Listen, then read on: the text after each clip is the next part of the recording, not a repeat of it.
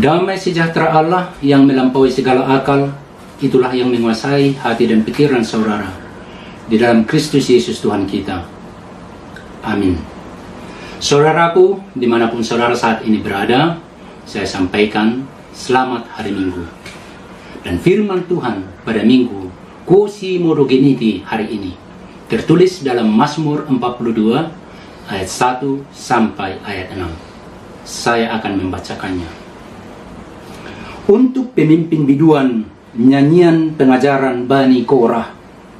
Seperti rusa yang merindukan sungai yang berair, demikianlah jiwaku merindukan Engkau ya Allah. Jiwaku haus kepada Allah yang hidup. Bilakah aku boleh datang melihat Allah? Air mataku menjadi makananku siang dan malam. Karena sepanjang hari orang berkata kepadaku, di mana Allahmu? Inilah yang hendak ku ingat.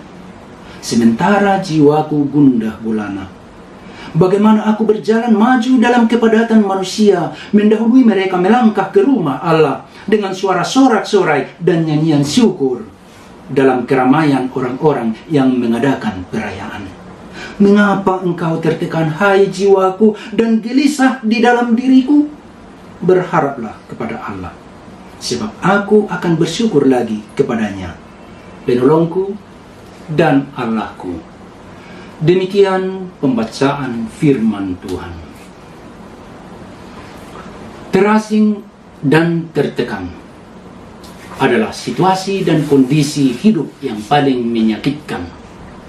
Berada di tempat yang salah pada waktu yang salah adalah situasi dan kondisi yang tak seorang pun menginginkannya, termasuk saudara dan saya sendiri.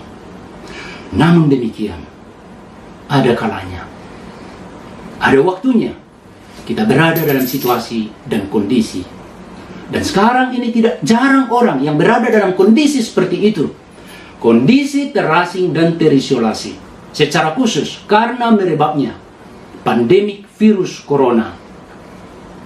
Saat ini juga banyak orang yang terasing dan terisolasi. Di rumah sakit, di tempat isolasi yang ditentukan oleh pemerintah, atau mungkin mengisolasi diri, karantina mandiri di rumah sendiri.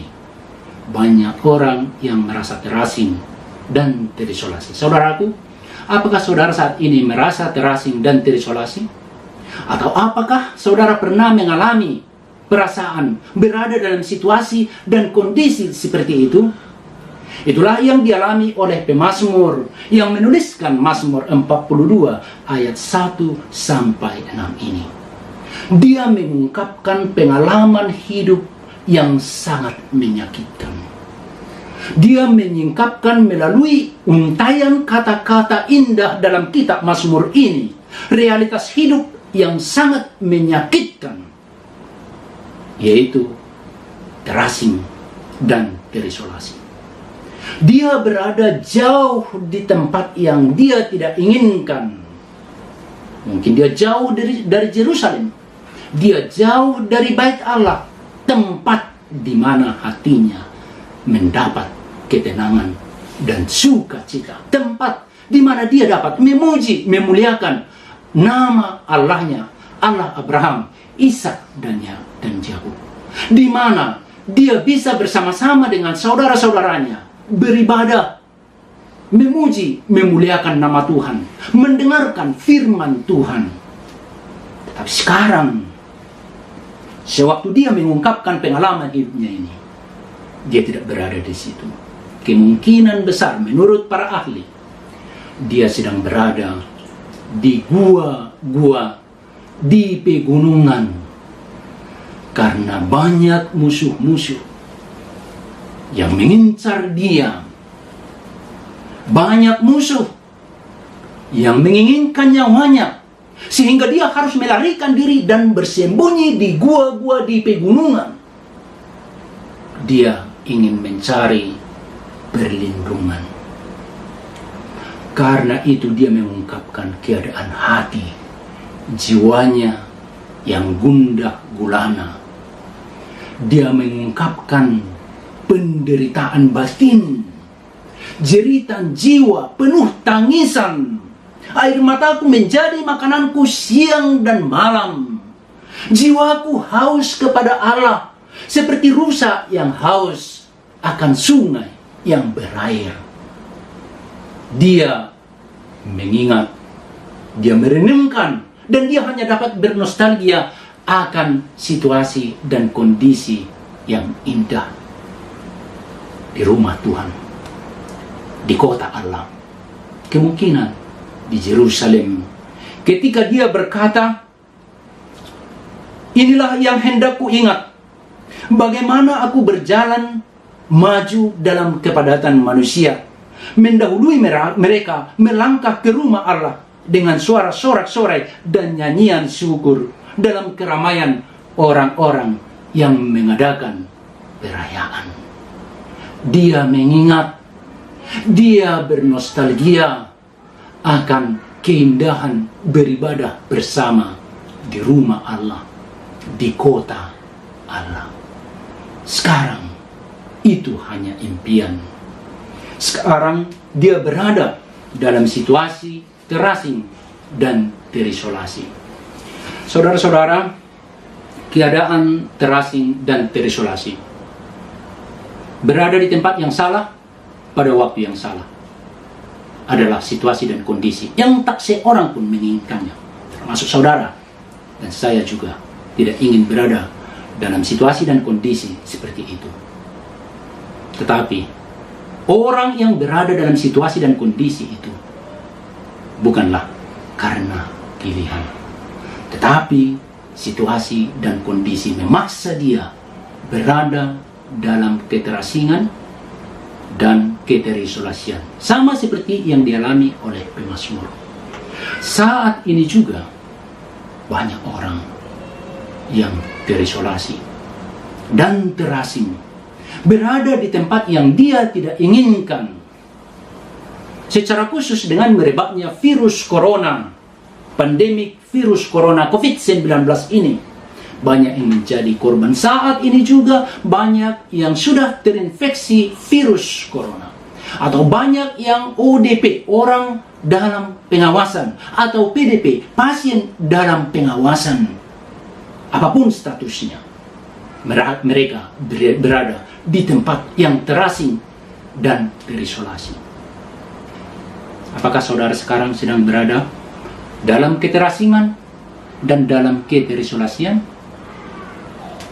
Ungkapan ter sebagai imbuhan menunjukkan bahwa itu bukan pilihan dan itu bukan keinginan, tetapi terjadi dalam hidup saudara, terjadi dalam hidup saya, terjadi dalam hidup banyak orang. Karena itu, jika saudara sekarang terasing dan terisolasi, apakah di tempat isolasi di rumah sakit, apakah berada di tempat isolasi mandiri di rumah sendiri, atau di tempat isolasi yang ditentukan oleh pemerintah, jangan pernah merasa bersalah dan merasa berdosa gara-gara itu. Saudara adalah korban. Itu bukan pilihan saudara, itu bukan pilihan saya, itu bukan pilihan kita. Itu terjadi. Kita adalah korban dari pandemi virus corona. Dan perlu juga, jangan menyalahkan orang lain. Jangan menyalahkan orang lain dengan semua yang terjadi, yang kita alami sekarang ini. Tetapi baiklah seperti pemazmur yang mengalami keterasingan dan keterisolasian itu, dia tidak mau berhenti di situ. Dia mengungkapkan kerinduannya. Di ayat 6 dikatakan, mengapa engkau tertekan, hai jiwaku, dan gelisah di dalam hatiku? Berharaplah kepada Tuhan. Berharaplah kepada Tuhan. Aku masih ingin bersyukur lagi kepada Tuhan, Allahku dan penolongku. Itulah kehidupan orang yang beriman. Dia tidak mau berhenti di dalam keterpurukan itu, tetapi dia akan bangkit. Setiap orang yang percaya kepada Tuhan, betapapun buruknya, betapapun sakitnya, betapapun beratnya penderitaan yang dialami itu, dia tidak mau berhenti di situ. Sebaliknya dia akan bangkit, dia akan jaya lagi, dan dia ingin terbang tinggi seperti burung Raja Wali. Dan ketika dia berharap kepada Tuhan, dia akan memperoleh kekuatan yang dia butuhkan. Tuhan akan memberikan itu kepadanya ketika dia mengatakan, berharaplah kepada Tuhan, hai jiwaku. Saudara-saudara yang terkasih di dalam Yesus Kristus, realitas hidup yang kita hadapi saat ini adalah situasi yang sangat sulit, dan nampaknya semakin sulit. Di wilayah tempat kami tinggal sekarang, di Tangerang sekitarnya, mulai tanggal 18 April telah diterapkan PSBB, pembatasan sosial berskala besar. Artinya semakin ketat dan situasi nampaknya semakin sulit. Karena memang kenyataan pertambahan dari yang terinfeksi COVID-19 belum menunjukkan tanda-tanda penurunan, melainkan dari hari ke hari semakin meningkat. Karena itu pemerintah menekankan betapa pentingnya pembatasan sosial. Stay at home, work at home, pray at home. Tinggal di rumah, bekerja di rumah, belajar di rumah, bermain di rumah, berdoa atau beribadah di rumah. Hal ini bisa menimbulkan rasa keterasingan dan keterisolasian. Ini bukanlah situasi dan kondisi yang kita inginkan, tetapi kita terpaksa dan dipaksa oleh situasi dan kondisi untuk berada dalam keadaan seperti itu. Tetapi sebagai orang beriman, kita tidak bisa hanya menangisi, menyesali apa yang terjadi.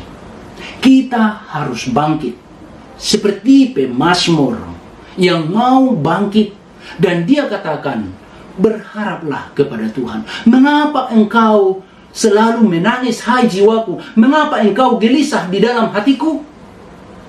Berharaplah kepada Tuhan, hai jiwaku. Jadi dia berbicara kepada diri sendiri. Dia menantang diri sendiri untuk bangkit dan untuk bergerak, untuk berharap, untuk menanti kasih karunia Tuhan. Saudara yang terkasih di dalam Yesus Kristus, itulah yang diharapkan dari setiap orang percaya. Dan ketika kita berharap kepada Tuhan, kita menanti kekuatan, pertolongan kepada Tuhan, dari Tuhan. Dan Tuhan akan memberikan itu pada kesempatan waktu yang tepat. Ketika kita berharap kepada Tuhan, kita akan menerima waktu yang tepat, bahwa pertolongan dari Tuhan akan datang kepada kita pada waktu yang tepat. Tuhan tidak pernah terlambat. Tuhan tidak pernah salah waktu. Tuhan tidak pernah dengan cara yang salah. Tetapi Tuhan dapat merubah situasi dan kondisi yang kita alami ini, sehingga kita akan melihat kebesaran kuasa kasih karunia Tuhan. Orang yang berharap kepada Tuhan adalah seperti bayi. Seperti bayi yang rindu, yang haus akan susu yang murni. Sebagaimana nama minggu hari ini, Minggu Kusi Muruginiti, yang artinya seperti bayi yang baru lahir yang haus akan susu yang murni. Bayi kecil membutuhkan susu sebagai sumber makanan nutrisi kehidupan yang utama untuk pertumbuhan dan supaya dia bertahan hidup. Susu yang murni itu yang paling dia butuhkan. Dan itu yang diungkapkan oleh minggu ini juga dan oleh firman Tuhan. Ketika kita berharap hanya kepada Tuhan saja, kita adalah seperti bayi. Songon poso-poso na ibarutubu na wasan di susu na tama. Minggu kuosi modo geniti. Dan ketika kita hanya berharap kepada Tuhan, ini adalah tanda-tanda baik. Kita akan memperoleh pertumbuhan. Dan kita akan semakin kuat. Kita akan semakin jaya. Kita akan mampu berlari kencang. Bahkan kita akan mampu terbang tinggi seperti burung Raja Wali. Karena Tuhan memberikan kekuatan yang kita butuhkan untuk melalui masa-masa sulit dalam kehidupan kita. Saudara-saudara yang terkasih di dalam Yesus Kristus, dalam Minggu Kuosi Modogeniti hari ini, kabar baik adalah sekalipun kita berada di tempat yang terasing dan terisolasi, sekalipun saudara berada di tempat yang tidak saudara ingini saat ini, saudara bisa bangkit dan bertumbuh menjadi pribadi yang luar biasa. Beberapa jam yang lalu, saya bertelepon, berbicara panjang lebar dengan seorang pasien COVID-19 yang sudah dirawat selama kurang lebih 3 minggu di salah satu rumah sakit di Tangerang. Dan dia katakan, Amang, pengalaman saya luar biasa selama berada di tempat isolasi ini. Dia katakan, saya menyadari, apalah artinya harta, apalah artinya jabatan, apalah artinya kuasa, apalah artinya semua yang kita miliki yang di dunia ini kalau kita tidak bisa menikmati, kalau kita tidak bisa mempergunakannya. Dan dia katakan, kadang-kadang saya melihat dari jendela kamar ini di daerah Lipo Karawaci, saya melihat beberapa orang yang naik sepeda motor dan saya katakan, wah, indahnya kehidupan ini. Kawan-kawan saya, orang-orang lain bisa naik sepeda motor, tetapi saya di sini merasa terasing. Tidak ada gunanya semuanya itu tanpa Tuhan. Karena itu dia katakan, yang paling kita butuhkan dalam hidup ini bukan harta, bukan kekuasaan, bukan jabatan, tetapi Tuhan. Jiwaku haus kepada Tuhan. Hatiku rindu kepada Tuhan. Seperti rusa yang rindu akan sungai yang berair. Dan saat itu saya katakan juga kepada Amang itu, puji Tuhan, syukur. Ini adalah sesuatu yang luar biasa. Dan Amang syukurilah semua yang terjadi ini. Karena dengan pengalaman hidup yang Amang katakan, sudah ada transformasi spiritualitas Amang. Amang akan terbentuk menjadi pribadi yang luar biasa lagi. Sebagai hamba Tuhan, Amang akan pulang dari rumah sakit ini dengan vitalitas kehidupan yang lebih hebat lagi, dengan kepribadian yang lebih tangguh, dengan kepribadian yang rendah hati, dengan kepribadian yang Tuhan bisa pakai untuk melayani banyak orang. Pengalaman pahit dalam keterasingan dan keterisolasian, Tuhan bisa transformasikan menjadi pengalaman hidup yang luar biasa, yang sangat berharga. Dan Tuhan ingin memakai Amang lebih luar biasa ke depan. Saudara-saudara, itu juga kabar baik bagi kita semua. Pada Minggu Kuosi Modogeniti hari ini, baiklah kita seperti bayi yang baru lahir, yang membutuhkan, yang menginginkan, yang haus akan susu yang murni. Jika kita mampu berkata, God, I need you. Lord, I cannot live without you. Tuhan, aku membutuhkanmu. Tuhan, aku tidak bisa tanpamu. Tuhan, tolonglah aku. Niscaya pertolongan Tuhan akan datang pada waktu yang tepat. Karena Yesus Kristus sendiri mengatakan, datanglah kepadaku, hai yang letih lesu dan berbeban berat, aku akan memberikan kelegaan kepadamu. Saudaraku, bagaimanapun situasi hidupmu saat ini, dimanapun saudara berada, syukurilah ya, dan berharaplah hanya kepada Tuhan. Niscaya Tuhan akan memberikan pertolongan pada waktu yang tepat. Ingat, Tuhan tidak pernah terlambat, dan waktu Tuhan tidak akan pernah salah. Tuhan memberkati saudara, Tuhan memberkati kita semua. Amin.